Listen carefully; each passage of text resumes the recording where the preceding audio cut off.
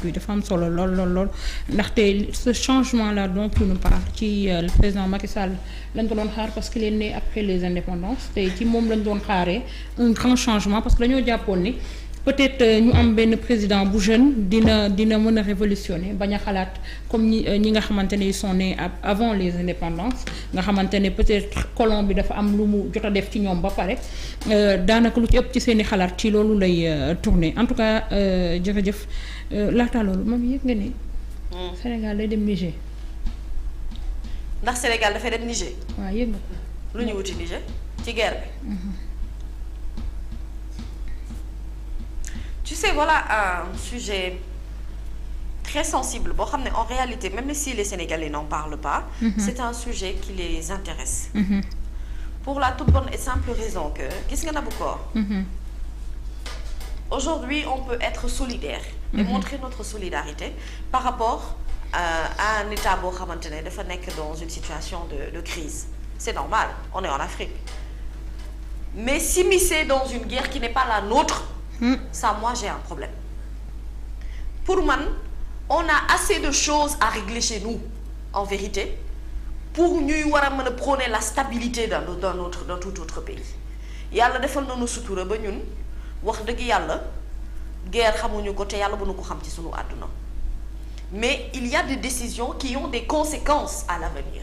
Surtout que on a vu le Burkina et le Mali donner des positions par rapport à cette situation au Niger. Donc, pour moi, dafa am ay instances africaines yoo xamante ne tout le temps moi je parle d'eux, que ça soit la CEDEAO ou l'Union africaine, qui doivent jouer un rôle qu'ils ne jouent pas en vérité. Et jouer ce rôle-là ne veut pas pour autant dire que da ngay xëcciwaale yeneen dëkk yi nga xam ne amaana seen yoon nekkul ci une participation ou pas d'une guerre qui n'est pas la nôtre et qui ne nous concerne pas et qui pourrait avoir des incidences ci ñun suñu ëllëgu suba. À l'heure actuelle où nous sommes en train de parler, bu fekkente ne dañuy saytu situation de crise rek ñun on est en crise, on n'est pas en guerre, yàlla nañu ci yàlla musal, mais on a une crise politique interne à régler. On a un leader qui est emprisonné. Am na nu ànd ak moom itam ñoo xamante ne ñu ngi ci kaso bi. On a eu des séries de manifestations yoo xamante ne sunu ay doom ñàkk nañ ci seen bakkan. ñeneen ñi yoon teg na leen loxo ñu teg leen ci kaso bi. C'est eux, le gouvernement, qui nous disent que ñun on est sous une menace terroriste parce que am na attentat terrorisme bu fi amul yàggul dara yello cas de Yarax. mooy l'exemple bi gën a mujjee. Donc bu fekkente ne dëkk bi dafa nekk en situation d'insécurité entre guillemets, pour man la vraie question et li ñu war a lijjanti mooy comment faire pour rétablir cette notion de sécurité chez nous. Naka la ñuy def parce que ñu ngi jublu ci ay élections présidentielles et élection présidentielle dafa am ay enjeux ñu nangu ko ak ñu ñàkk ko bañ a nangu. Ces enjeux-là, il y va aussi de la réputation de ce pays, il y va de la stabilité de ce pays par rapport ak choix wu askan wi ci ni ñu ko war a tànnee. Donc loolu yëpp bu ñu ko waree liggéey. war koo mën a lijjanti pour man. war na doy sëkk caq mbubu ak tubéy. ñu war cee mën a concentré wu que di régler une guerre boo xamante ne concerné wu ñu. et sunu yoon nekk ci. Maintenant nag su fekkente ne cette décision a été prise il va falloir savoir que il faut prendre toutes les responsabilités par rapport ak li ciy mën a xewi ëllëg. Mais dans tous les cas il faut que ñoom ñu comprendre ne on n'est pas à ce niveau-là. Aujourd'hui, on pense à être un pays développé ou on tend vers un changement de mentalité africaine et c'est une réalité boo xamante ne daf noo dab. Papa Assane Seck tey da ngaa jantal de yow da nga mel ni fu mu nekk nii ko am 18 ans et demi. na ñëw wuy internet yi gis la xaw ma nu mu demee noonu. ma ne ko ci na ñëw wuy internet yi. waaw te internet yi namm nañu la tamit est-ce que xam nga ne tey boo ñëwee émission bi du ma wax. te li ma jaaxal mami yow yëppay jóg dem toog ci biti bàyyi ko plateau bi du dëgg. papa sa mbir nga wax de micro yi nag moon nañ la de. moo gën a rafet du dëgg. table yi di yëngatu yaa ko takk nii yàlla baax na. man mii bëgg naa bracelet Pastef fan yi. c'est que kaay toog. ndax dëgg yàlla ñu soutenir Ousmane Sonko bu baax a baax a baax. wax dëgg yàlla non sérieux dinaa ko am avant cette fin de semaine comme ça ma takk ko. nga la dimbali ma ci waay. suba incha allah ma embrassé les Pastef ñëpp.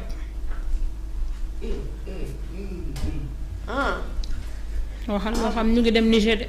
dëgg yàlla. ñu ngi dem Niger de. en tout cas CEDEAO deadline bi mu joxoon. putschistes yi comment. muuma da nga muuma ci studio man kat kii li muy liyaar dama cee déggul dara di on rek lay dégg de. ajaratu kii bu muumawul lu muy def wax dëgg yàlla. Seck kaay toog. commencé nañu waaye léemooguñu woon nag yow lañ doon xaar. Seck da ngaa xaalu ci am loolu laay def nag. da koo cek de waaw fu mu ne nii moom wax dëgg yàlla da koo cek. loolu de laay def. tubaarkàlla sama waa ji Seck lébu gi kenn du moom. am nañu ne dangaa takk ñaareel moo tax. kat moo wax loolu. lii des commentaires. Seck. ki nu mu tudd kaay révélé nu nag. kaay waxtaan ak Seck interview. Abdou Kébé Diagne. BMW waa monsieur Khoulil est là. Seck kaay toog aw tamit. aw laal ñu ni nga ñëw liggéey. aw laal def ni ah li nga wax ci sa kurus gi lu mu doon tamit yow de boo dul léemu xaalis lu ma la waxati bu bëgg. yàlla baax na nami ñu ngi daal ñu ngi dem defi guerre boo xamante ne mën naa ni suñu guerre. suñu yoon nekk ci. moomuñu ko. vraiment suñu waaye yoon ñu nekk ngi ci on koy souhaite que la paix se rétablisse dans ce pays là le Niger. et puis man CEDEAO moo ma jaaxal. oui. mën nañ ni putschistes yi ñëw nañ jël nañ pouvoir bi mais peuple bi dañu ànd ak ñoom. nan ngay ñëwee di intervenir ci dëkk boo xamante ne yow militaires yi bi ñu defee seen intervention ba jël réew mi peuple bi ànd ceeg ñoom nga ni da ngay jëlaat président ba teg ko fa. en fait ils n'ont pas compris que. cette mission laa bëgg a wax lan lay ça sert à quoi. oui en fait moom laay wax xam nga il faut être très observateur pour comprendre que aujourd'hui il y a une certaine révolution africaine en fait buy am dans plusieurs États africains. Parfois da ngay dénoncer situation boo xamante ne tu te demandes finalement est-ce que ce n'est pas la volonté du peuple. Parce que on a vu le peuple guinéen jubiler quand il y a eu ce qui s'est passé chez eux. On a vu le peuple malien jubiler aussi quand ça s'est passé chez eux.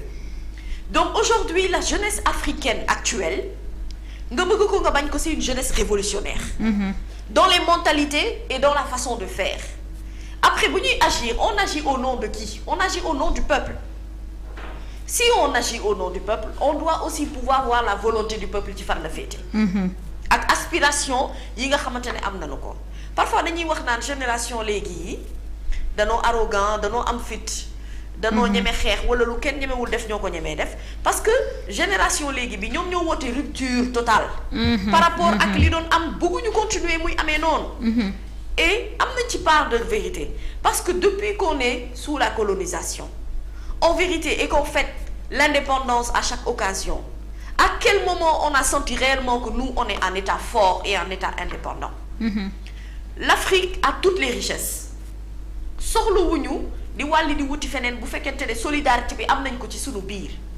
En fait ce mot Union africaine ne doit pas juste être un mot ou un slogan ça doit être une réalité pour qu'on puisse aspirer à avoir les États-Unis d'Afrique. Les Européens lu bari loo xamante ne ñoom dañu koy dundee en tout cas même bu dee main d'œuvre bi fii Afrique lañ koy jëlee mais sauf que on n'a pas l'intelligence ñu développer richesse yi nga xam ne am nañ ko sunu biir et prôner notre propre politique africaine. Donc aujourd'hui cette jeunesse africaine là nekkatul jeunesse boo xamante ne benn wii la wala ay moutons de Panurge lañu en vrai. boo gisee révolution boo amee ci yenn dëkk yi tu as l'impression que c'est réellement volonté askan wi. Parce que bu fekkoon le peuple avait envoyé un message comme quoi d'alerte que ne li nga xamante ne ñoom ñu ngi koy dund bëgguñu ko bu boobaa peut-être on aurait compris.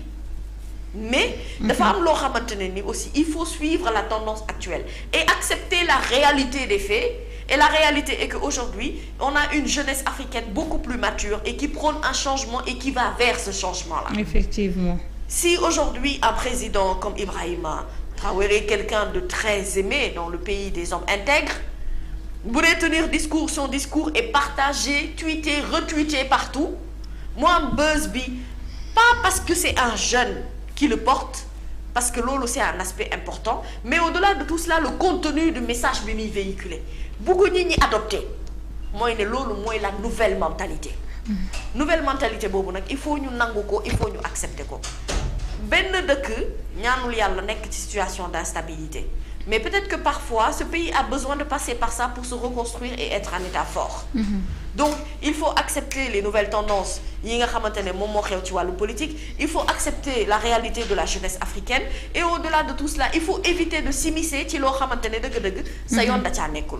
Peut-être que Bassane lui comme il est expert en questions internationales et autres, waaw expert nga xaaral ba déglu seen boo ñëwee di nga am loolu lu bëri loolu ci ministre des affaires étrangères, ministre des affaires étrangères, xaaral ma déglu la ko rek la mu yàq Aminata kii nu mu tuddati waay Aminata Tall Sall déglu la mu ko yàq. Aïcha. Je crois que les mêmes jumelles à la ministre française, est-ce qu'ils n'ont pas les mêmes prix? J'ai vu le Sénégal, Madame la ministre sénégalaise, je crois que les mêmes jumelles à la ministre française, est-ce qu'ils n'ont pas les mêmes parents? Parce que quand elle parle, j'ai l'impression qu'elle n'est pas africaine. Je crois que les jumelles avec la ministre française, ils ont un parent commun quelque part.